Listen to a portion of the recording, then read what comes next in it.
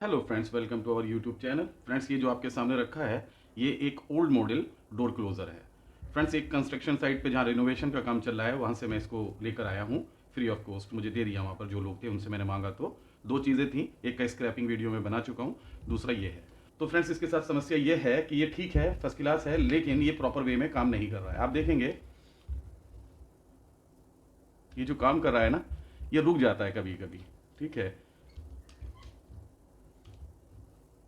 देखिए ये रुक गया, जबकि इसे रुकना नहीं चाहिए, इसे चलते रहना चाहिए। तो मुझे नहीं पता इसके अंदर क्या प्रॉब्लम है और इसे रिपेयर कैसा किया जाए, लेकिन चूंकि मैं डीआईवाई और स्क्रैपिंग वीडियो बनाता हूं तो मुझे क्यूरियोसिटी रहती है ऐसी चीज़ों को खोलने की, देखने की उनके अंदर कि वो कैसे होते हैं और वो कैसे काम करते हैं। तो ये बहुत अच्छी क्वालिटी का सांधू, ये सांधू कंपनी का एक डोर क्लोज़र है, ओल्ड मॉडल है फ्रेंड्स। तो आज मैं इसको खोलूंगा, देखूंगा इसके अंदर क्या होता है और वो कैसे काम करता है, और मेरी पूरी कोशिश रहेगी कि मैं इसे ठीक कर पाऊँ, क्योंकि मुझे इसके अंदर कोई ज़्यादा बड़ी प्रॉब्लम दिख नहीं रही है, सिवाय इसके कि ये चलते चलते कहीं पर भी रुक जाता है। तो जहाँ तक मेरा ख्याल है इसके अंदर क्या होता है ना, कोई हाइड्रोलिक सिस्टम वगैरह रहता है, ऑयल वगैरह डलता है, देन वो काम वगैरह करता होगा। और कुछ पिस्टन वगैरह होते होंगे, कुछ ना कुछ ऐसा होता होगा जो बेसिकली इसको पावर देता है वापस अपनी जगह पर जाने की। देखिए, तो ये प्रॉपर वे में काम नहीं कर रहा है, काम कर रहा है लेकिन प्रॉपर वे में नहीं कर रहा है, पावर नहीं है एक्चुअली इसके अंदर। तो चलिए इसे खोलते हैं और देखते हैं इसके अंदर क्या होता है और वो कैसे काम करता है, और पूरी कोशिश करेंगे कि हम इसे रिपेयर कर पाएँ, क्योंकि ये बहुत अच्छा हैवी ड्यूटी डोर क्लोज़र है और मुझे नीड है एक डोर क्लोज़र की। चलिए शुरू करते हैं। तो इसे खोलने के लिए मुझे आई थिंक फर्स्ट इस वाले स्क्रू को रिमूव करना होगा। ये एक बोल्ट है एक्चुअली 10 नंबर का।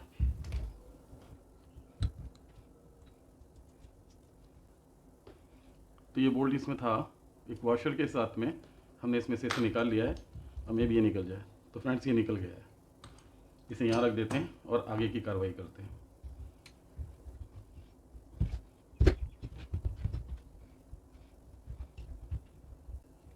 इसमें किसी तरह की स्प्रिंग वगैरह भी होगी, तो जब भी अगर आप ऐसा कुछ करते हैं तो पूरा ध्यान रखें कि उसे अपने आप से दूर रखें और सोच समझ के ही करें, अन्यथा कोई नुकसान हो सकता है। ठीक है फ्रेंड्स,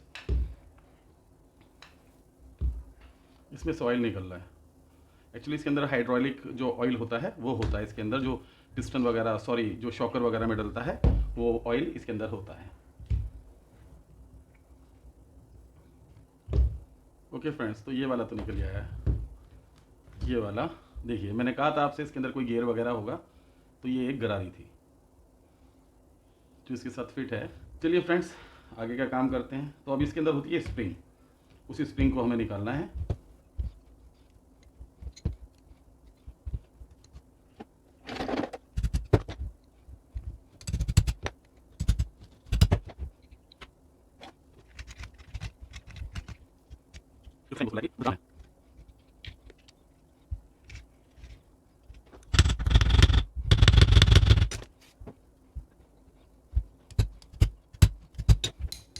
ये बहुत ज़्यादा जाम है, इधर वाला कोशिश करते हैं खोलने की।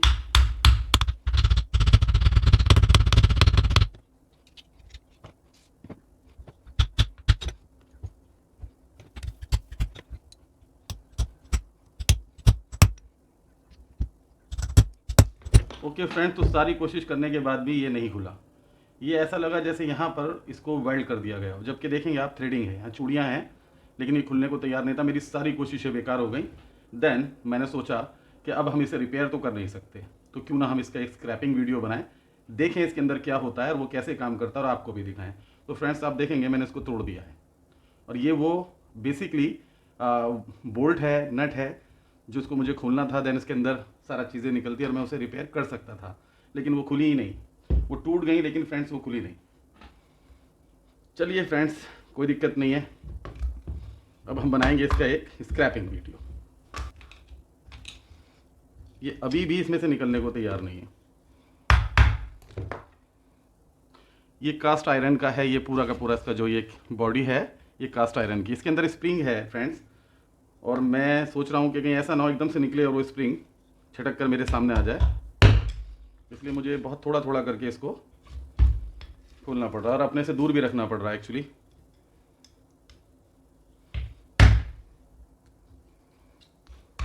बहुत पुराना है, बहुत पुराना। आप देखेंगे यहाँ रबड़ भी है, एक्चुअली रबड़ का वाशर इसमें लगाया जाता है ताकि ऑयल इसमें से लीक ना हो। वो सारी चीज़ें आपस में एकदम गर्म होकर या किसी तरीके से ना वो मेल्ट होकर इससे चिपक गई हैं, इस वजह से ये स्क्रू निकला ही नहीं। ये बोल्ट जो है जो भी है ये एक्चुअली मैं एंगल ग्राइंडर का यूज़ नहीं कर सकता हूँ। ये जो इसमें ऑयल होता है हाइड्रोलिक ऑयल ना, ये फ्लेमेबल होता है, यानी इसमें आग लग जाती है।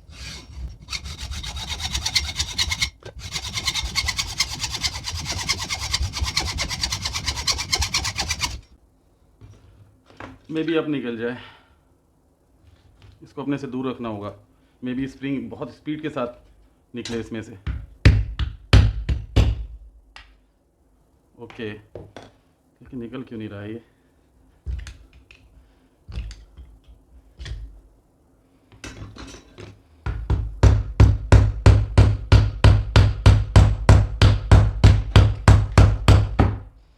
ओह माय गॉड, टूट के टुकड़े टुकड़े हो रहा है ये, लेकिन निकल नहीं रहा है इसमें से ये। ओके गाइस, ये हिलने लगा है, आप देखेंगे ये हिल रहा है इसमें से। बस थोड़ा सा और, उसके बाद ये निकल जाएगा। ओके, तो आप देखेंगे इसमें से स्प्रिंग थी ये, इसीलिए मैं इसे अपने से दूर रख रहा था। आप देखें कितनी दूर जाके गिरा है। ये देखिए, ये था वो जिसे मुझे खोलना था, और बहुत इजी होता है इनको खोलना। इसके लिए मेरे पास टूल्स भी थे, लेकिन ये खुला ही नहीं। ये स्प्रिंग इसमें से निकली है। ओके, तो दूसरा तो हम खोलेंगे नहीं। ये देखिए, ये इसके अंदर एक पिस्टन है, ये रहा,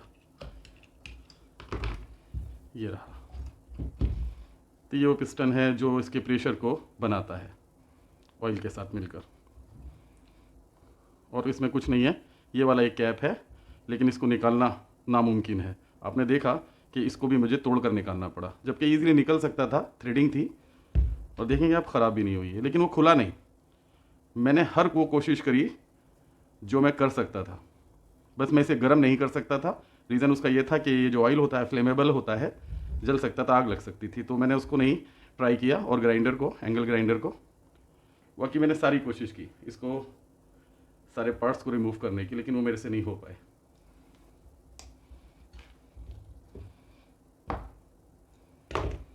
देखेंगे अब, ये वो है जो इसके प्रेशर को कम ज़्यादा करते हैं इस नोब के थ्रू। बेसिकली एडजस्ट किया जाता है इसके प्रेशर को, इसकी पावर को। तो ये कुछ ऐसे था। तो इसमें से हमें एक वन एंड ओनली छोटा सा ये एक ब्रास का पीस मिलता है। और इसमें फ्रेंड्स कुछ भी ऐसा नहीं है जिसे रिमूव किया जा सके। ये solid piece of cast iron है, बहुत हैवी है, बहुत भारी है, वेटेड। देखेंगे आप, ये सांदू कंपनी का ISI था, यूनिवर्सल रोल क्लोजर इसका नाम था, टाइप B था ये कुछ। ये बहुत पुराना रहा होगा जब ये सब चीज़ें इसमें से नहीं निकली। ये वो पिस्टन है जिसके थ्रू इसमें प्रेशर क्रिएट होता है, और ये ऑयल इसके अंदर भरा जाता है, ये हाइड्रोलिक ऑयल, जिसकी मदद से इसमें प्रेशर बनता है। और ये देखेंगे आप, ये जो गरारियाँ हैं ये इसको आगे पीछे करती हैं। एक्चुअली इसमें ये चीज़ अटकती है, ये लाइक दिस, और ऐसे करके आगे पीछे से मूवमेंट देती हैं।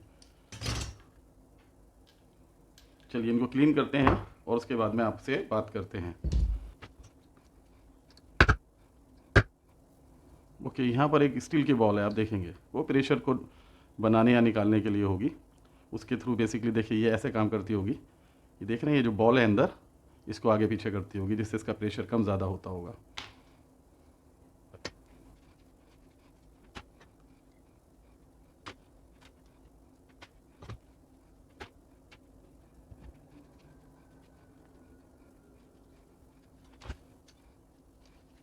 ओके फ्रेंड्स, तो चलिए बात करते हैं अब इस डोर क्लोज़र के बारे में। फ्रेंड्स, ये ऑलमोस्ट 40-50 साल पुराना होगा, 30 से 40 साल पुराना ये डोर क्लोज़र है। कास्ट आयरन की इसकी बॉडी है, बहुत हैवी ड्यूटी है, ऑलमोस्ट 2 kg इसका वेट है। ठीक है, आप देखेंगे इसके अंदर ये पिस्टन होता है, और जिसमें ये गरारी लगती है, आगे पीछे करने के लिए मूवमेंट देती है। ये वो शाफ्ट है जो दरवाजे को बंद करती है या खोलती है। ठीक है, इसके अंदर ये स्प्रिंग लगती है, और उस स्प्रिंग को, इसके प्रेशर को कंट्रोल करती है ये वाली नोब। इसके थ्रू आप उन चीज़ों को एडजस्ट कर सकते हैं, उसकी सेटिंग कर सकते हैं। ठीक है फ्रेंड्स, ये वाला जो बोल्ट है ये इस शाफ्ट को इसके साथ में होल्ड करता है, जो सबसे ईज़ी था मेरे लिए खोलना, मतलब बस एक यही था ईज़ी जिसको मैं खोल सका। इसके अलावा मैंने हर कोशिश वो करी जिससे मैं यहाँ का ये वाला जो बोल्ट था या स्क्रू जो भी कहेंगे इसे, ये खोल सकूँ। अगर फ्रेंड्स ये खुल जाता तो मैं इसे ईज़िली ठीक कर सकता था, मुझे कुछ भी नहीं करना था। इसके जितने भी रबड़ के वॉशर्स वगैरह हैं जो इसके अंदर लीकेज ना हो इसलिए लगाए जाते हैं और प्रेशर बना रहे, वो मैं ईज़िली उनको अरेंज कर सकता था। उसके बाद में इसमें जो ऑयल डलता है वो आपने देखा होगा, जो मोटरसाइकिल के शॉकर्स वगैरह होते हैं उनमें जो ऑयल डलता है वही ऑयल इसमें डलता है, तो वो ईज़िली मुझे अवेलेबल था। तो मैं इसको सही कर सकता था, परफेक्ट कंडीशन में ला सकता था, आगे लंबे समय ये काम करता। लेकिन मेरी हर वो कोशिश नाकाम हो गई इसको खोलने की जो मैं कर सकता था। इसको खोलने के लिए अगर मैं इसको गर्म कर लेता फ्रेंड्स तो ये खुल सकता था, लेकिन मेरी मजबूरी ये थी कि मैं यहाँ पर, ओके फ्रेंड्स, तो आप यहाँ देखेंगे मेरे पास में ये फ्लेम गन है, ठीक है। मैं इसके थ्रू इसे गर्म करना चाह रहा था और मैंने कोशिश भी की जिसको मैंने रिकॉर्ड नहीं किया है। तो जैसे ही मैंने इसे कोशिश करी मेरे माइंड में इंस्टेंटली मुझे ध्यान आया कि इसमें आग लग सकती है, तो मैंने दूर से इसमें फ्लेम डाली और वही हुआ, इसमें आग लग गई। तो फ़ौरन, क्योंकि मैंने चेक करने के लिए ही इसको चलाया था, तो फ़ौरन मैंने इसको बंद कर दिया और उसके बाद में जो इसके ऊपर थोड़ी सी आग वगैरह लग गई थी उसको हटा दिया, उसको फ़ौरन मैंने कपड़े से उस आग को बुझा दिया। तो मेरी मजबूरी ये रही कि मैं इसको गर्म करके नहीं निकाल सकता था क्योंकि इसमें आग लग रही थी, ठीक है। तो मेरी ये फ्लेम गन बेकार हो गई। दूसरी बात, इसके अलावा जितने भी टूल्स मेरे पास थे, आप देखेंगे ये परफेक्ट है एकदम। ये देखिए, ये दो नोब्स होती हैं, इनको खोलने के लिए होता है, ये परफेक्ट मेरे पास टूल था। इसको इजीली ऐसे करके खोला जा सकता था, लेकिन ये खुलने को तैयार नहीं था। इसका वाशर ये देखिए, ये रबड़ वाशर है जो इसकी सील है एक तरीके की, ये सारी चीज़ें ये देखिए, ये खुला ही नहीं। मेरी हर कोशिश बेकार हो गई और मजबूरी में मुझे फिर इसे तोड़ना पड़ा क्योंकि मैं अंदर देखना चाहता था इसके। इसे गर्म करके खोला नहीं जा सकता था। इसके अलावा जितने भी मेरे टूल्स थे वो सारे के सारे मेरे बेकार हो गए। हथौड़ी से, पेचकस से, प्लास से, जितनी भी मेरे पास चीज़ें हैं, टूल्स हैं, उन सब से मैंने कोशिश करी कि मैं इसको खोलूं, ये खुल जाए और ये ख़राब ना हो, लेकिन फ्रेंड्स इसने खुलने से मना कर दिया। ये वो था जिसने टूटना मंजूर किया, सुधरना नहीं। वेल फ्रेंड्स, क्या किया जा सकता है।